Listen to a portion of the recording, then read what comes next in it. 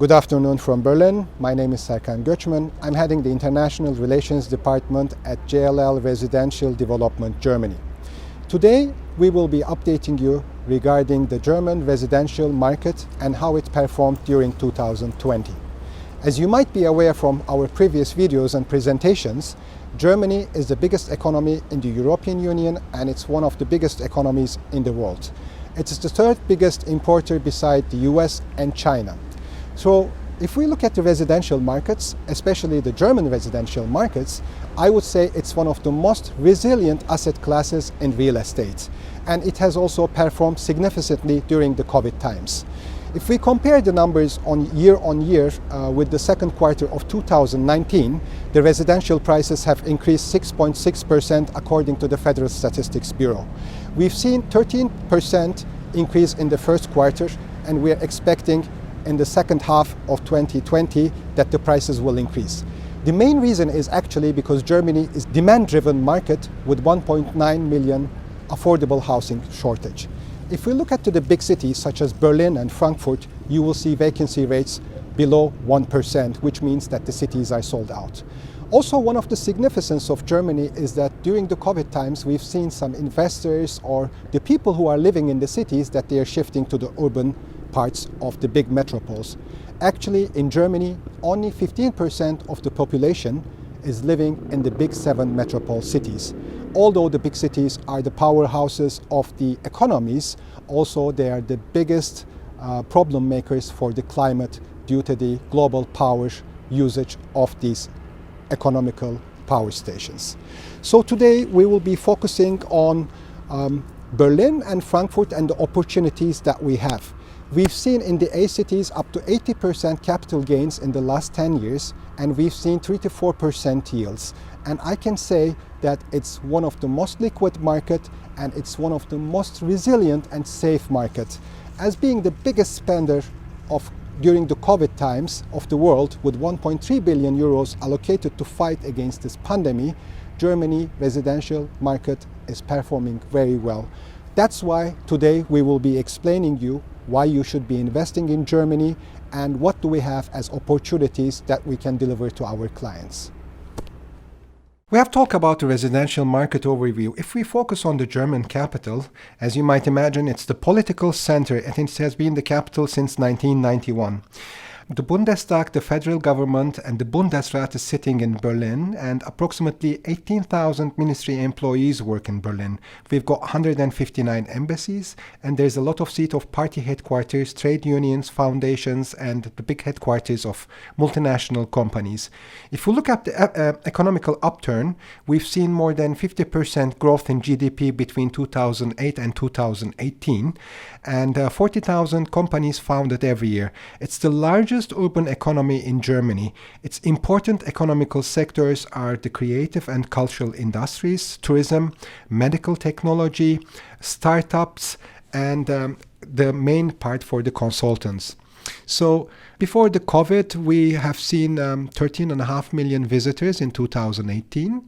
The Berlin has 3.7 million inhabitants, and we have got 187,000 students with 86 universities and technical colleges. So it's a hub for transportation in terms of train and airport. Approximately 300,000 passengers are traveling in Berlin's main railway station. Before we pass to the booming real estate market of Berlin, on the left side of this presentation, you will see actually the districts of Berlin. And you will see Mitte in the middle. Mitte means actually center in German. And Mitte is the most sold out district of the Berlin real estate market because most of the political institutions, the big companies, museums, so on, sits in this district. It's the most liquid district and it's the most demanded district. In Berlin, we've got different neighborhoods. So we have the East and the West Berlin. And today we will be more focusing on the most sold out district, Mitte. Also, I would like to indicate that Mitte, you can say if you compare with the London market, I'm sure a lot of you are aware, this is like the Mayfair of Berlin. So I have already mentioned in my previous slide that Berlin has 3.7 million inhabitants, but with the wider metro area, it's actually 5.8 million. The current vacancy rate is below 1%, which means that this market is sold out. Either the tenants are living over there or the owners are living, so 99% of the stock is occupied. That's why this leads to high capital appreciations. In the first 6 months, we have seen during the pandemic times in all residential asset classes approximately 6.6% capital gain. In the first quarter, we have seen 13% in residential condominiums, which means that this is a true resilient asset class in real estate. The reason for that is I have mentioned in many of the presentations that this is a demand-driven market because there's a shortage of 264,000 apartments by 2030 according to the state and according to independent studies. The unit completions in the last 12 months are around 16,000, which means that there is 16,000 apartments produced. Yearly there is approximately 25,000 apartments are demanded, and if you take into account that there is 264,000 new apartments needed, all I can say, this is an organic growth market and it's one of the strongest markets in the whole world in terms of residential. Especially in Berlin, there's a unique situation. Only 17%, actually this is 17.4, is the home owners, which means that approximately 83% of the people are either living in their own apartments or they're on rent. This makes Berlin the biggest buy-to-let market in Europe. One of the advantages of German property market is that the prime housing prices are being indexed. So which means that UK and Germany has a historical data kept by the government. If you look at this table, you can see that the index have started to monitor in 2004, and since then we've seen the highest number of all times. In this chart you can also see the Great Recession in 2008.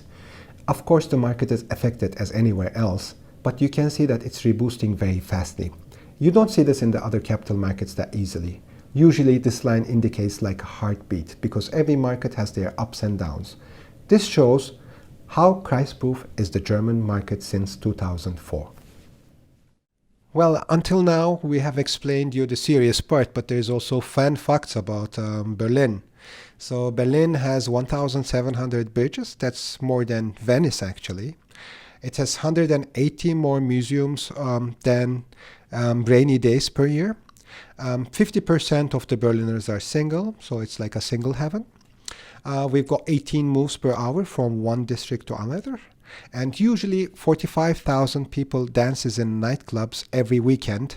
But unfortunately, this has gone down due to COVID because the nightclubs are closed at the moment. But I can assure you, before COVID, that they were consuming 70 million sausages with curry sauce. I'm sure this increased. Dear guests, I hope you enjoyed it until now. We tried to give you a brief information about the German residential market, how strong it is, how safe it is, how resilient it is if you compare it to the other real estate classes. So we focused on its capital, Berlin, and its booming real estate market. Now we would like to actually present you a sample investment opportunity which is located in Mitte, the most sold out district of Berlin. So in Mitte, as you can see, there's a lot of embassies, restaurants, big company headquarters and so on. But this project in particular, we call it Embassy, is located in the small diplomatic quartier. Actually, it's next to the Chinese embassy, just over here. And I would say here is the Embassy of Netherlands. Then we will see the Embassy of Brasilia, Romania, and so on. Not being only located next to the embassies, it's also very close to the Museum Island, which is the main cultural place in Berlin where you can visit all the museums. Plus, on top of it, we have all the big company headquarters on East Berlin in Mitte. I can name you some of them, such as the SAP, KPMG, JLL, and so on.